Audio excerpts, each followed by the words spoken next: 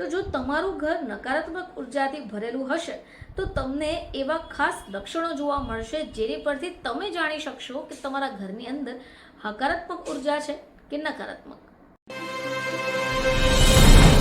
નમસ્કાર દર્શક મિત્રો, ખબરછે.com પરથી હું દ્રષ્ટિ આપ સૌનું સ્વાગત કરું છું.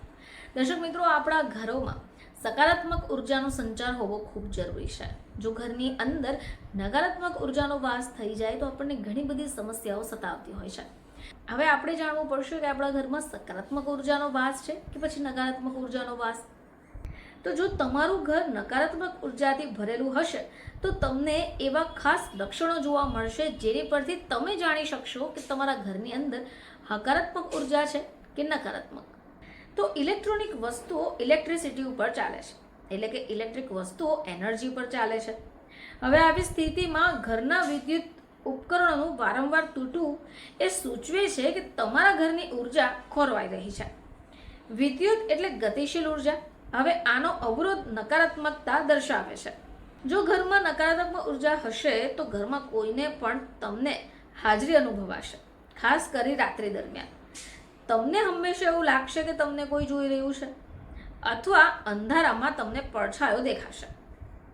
હવે આધુનિક યુગમાં દરેક વ્યક્તિ સ્વાસ્થ્ય સંબંધિત કોઈને કોઈ સમસ્યાથી ઝઝૂમે છે, પરંતુ જો ઘરમાં નકારાત્મક ઉર્જા હશે તો ઘરનો કોઈ સભ્ય અચાનક બીમારીનો શિકાર થઈ જશે.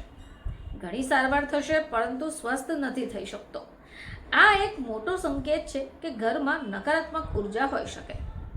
હવે તમે ખૂબ સાવધાની રાખો છતાં પણ જો ઘરમાં કોઈને કોઈ દુર્ઘટના થતી રહે તો એ પણ એક સંકેત છે કે ઘરમાં નકારાત્મક ઉર્જા સ્થાયી થઈ ગઈ છે.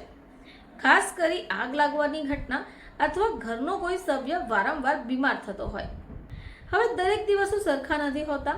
આ જ કારણે આપણે સારા અને ખરાબ બંને અનુભવોમાંથી પસાર થતા હોય છે. હવે દરેક વ્યક્તિને સારા અથવા ખરાબ અનુભવો થતા હોય છે, પરંતુ જો ઘરમાં નકારાત્મક ઉર્જા હશે તો તમને ઘરની અંદર પણ અસુરક્ષિત અનુભવ થશે. બહાર કે બીજી કોઈ જગ્યા પર તમે ખુશ છો, પરંતુ જ્યારે તમે ઘરની અંદર આવશો એટલે તમને દુઃખ, ગુસ્સો અથવા રડવાનું મન થઈ શકે. જો તમને આવા અનુભવો થાય તો તમારા ઘરમાં નકારાત્મક ઉર્જાના સંકેતો હોઈ શકે છે.